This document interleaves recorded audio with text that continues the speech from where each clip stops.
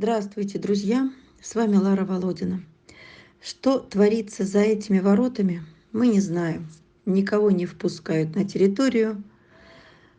Грызутся ли они там, замерзают ли они без сена или будок, мы не знаем. Но вот недалеко еще одна убитая собака. А Чеченка возле пункта передержки. Мертвая собака лежит. Тоже описывалась, как та собака, которую я видела.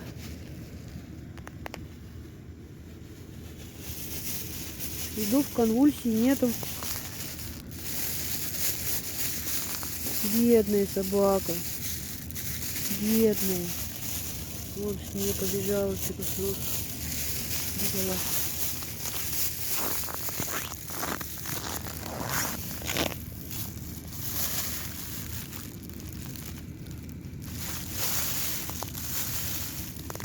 Ой, примерзла она.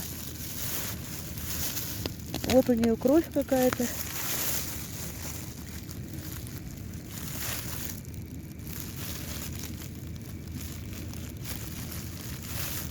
Запекшаяся. Замерзшая кровь.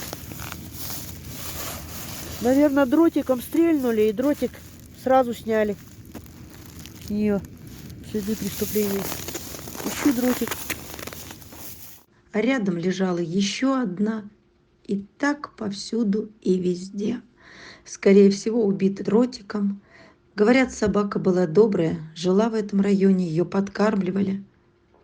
За последнее время жители города все больше и больше привыкают, не обращают внимания, многие считают это нормально.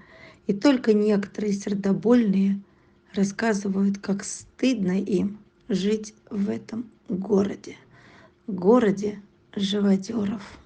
Десяткам, сотням собак в Якутске, погибшим от яда, от дротиков, не повезло. А вот этому бедолаге повезло.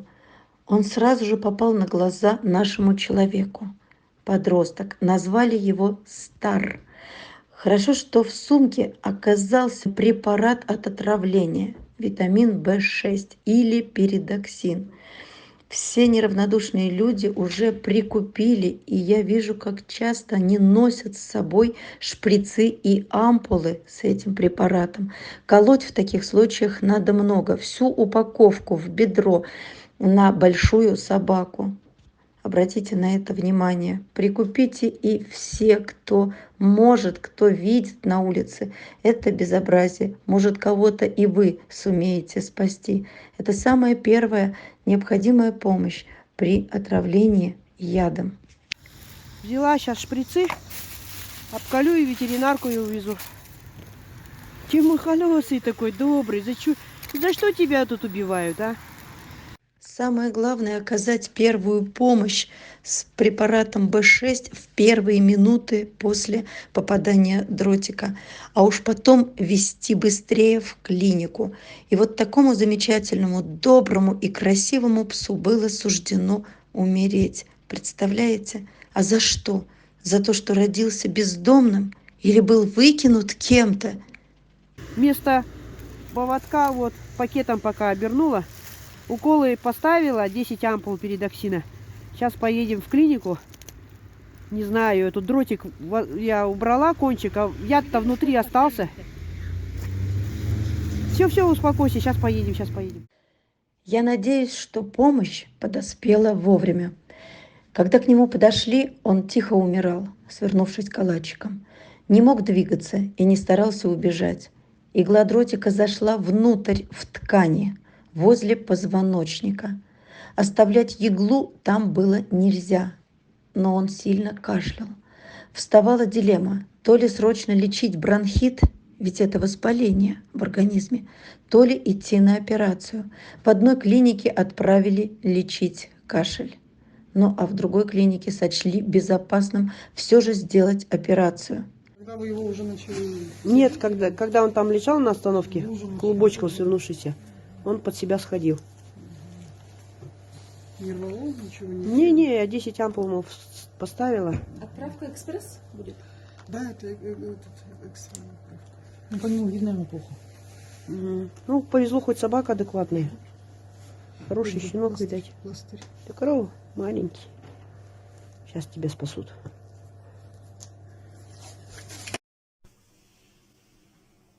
Место дротика. Капаемся, скажем, да, капаемся. Дротик остался внутри.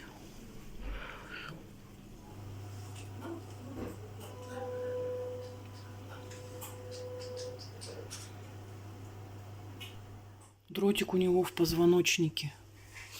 Рентген сделали. Вот он. В кости, видимо. Очень-очень глубоко в мышцах находилась эта капсула с ядом.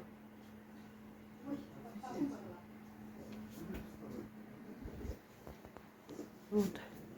Масенький сын, Масенький, ты меня узнал, да? Ой, узнал, от наркоза отходит. Сейчас поедем. Вот место операции.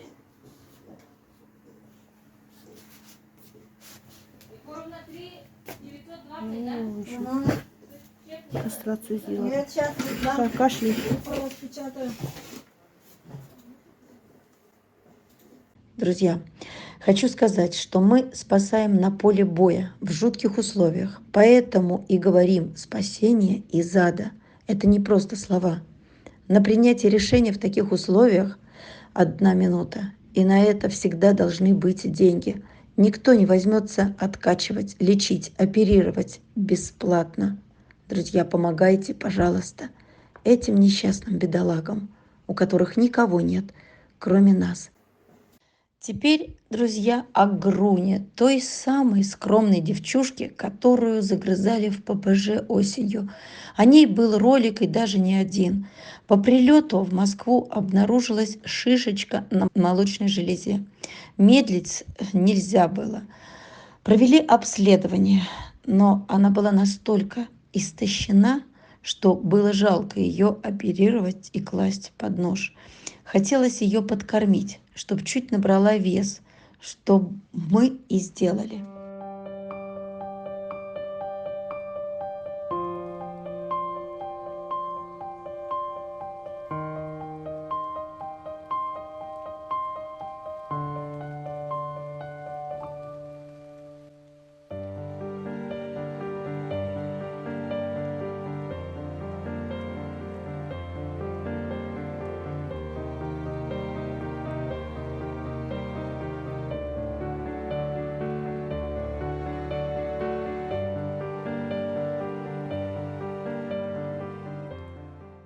И вот прошел месяц.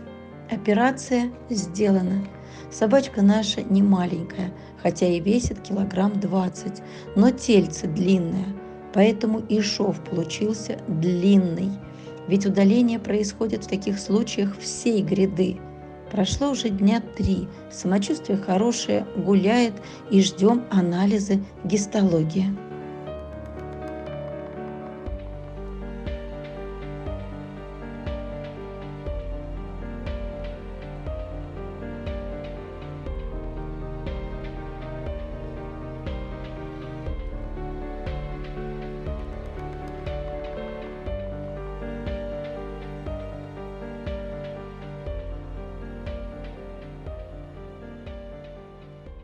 Друзья, а еще нам очень нужна квартирная передержка.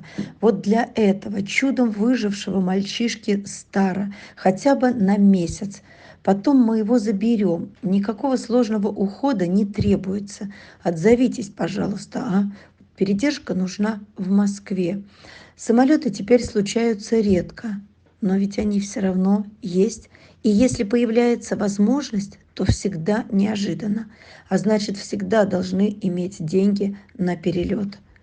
Помогайте, пожалуйста, помогайте. Нам всегда нужна помощь на наших малышей, на наших детей, на наших спасенышей.